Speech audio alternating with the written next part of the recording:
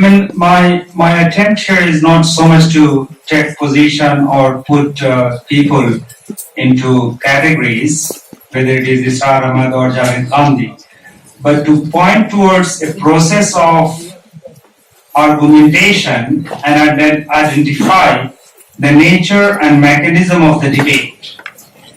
I mean, I'm skeptical of what might be described as classificatory knowledge or a typological knowledge. A typological knowledge is to come with various kind of types and categories and then place there.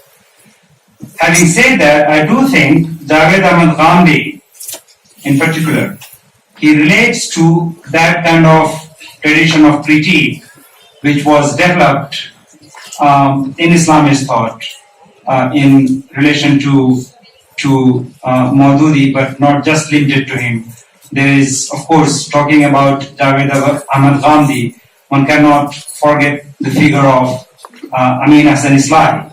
So all these three figures were connected, but I don't want to stress the individuals.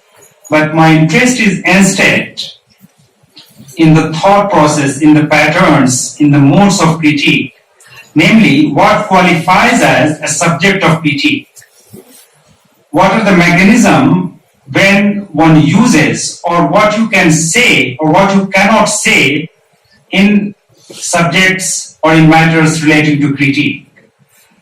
Now, I think the issue of convergence and divergence, and this is to the first question, I don't begin with the assumption of radical incommensurability. So that is one position that, if we talk about different tradition, and it doesn't have to be necessarily religious, it could be also secular forms of thought. So one position is that, look, the world that we inhabit is marked by immense diversity of culture, language, and various types. So are they incommensurable?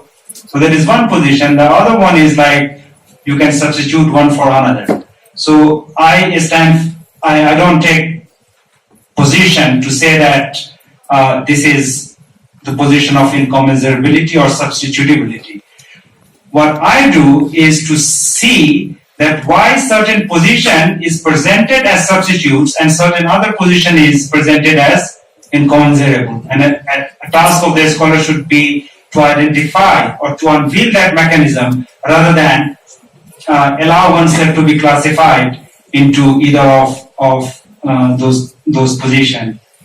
About the second question, the short answer would be no.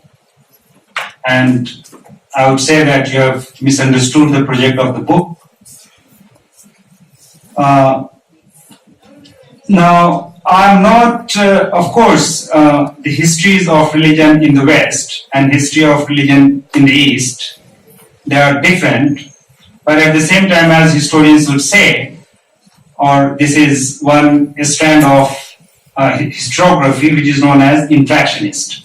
Of course, there have been differences, but at least from the 16th century onwards, and this is one of the powerful theses of Immanuel Wallerstein, who talks about world system theory, that from 16th century onwards, the world has also been connected, and that in a very political economy relationship. So the difference has to be also seen in terms of the interaction, and these interaction between different parts of the world have been through trade, military relationship, religious pilgrimage. So the differences have to be taken into account side by side with the histories of interaction as well, which is not to say that one becomes the other, but one cannot see it in complete isolation itself, and in fact to stress that, the history of religion in the West is entirely different from the East. Now from that position, if you do say that, then the interesting question for me is that, okay, what is the next? Okay, so does it mean that we do not undertake any analytical exercise, or what is the alternative? So that is where I will stop.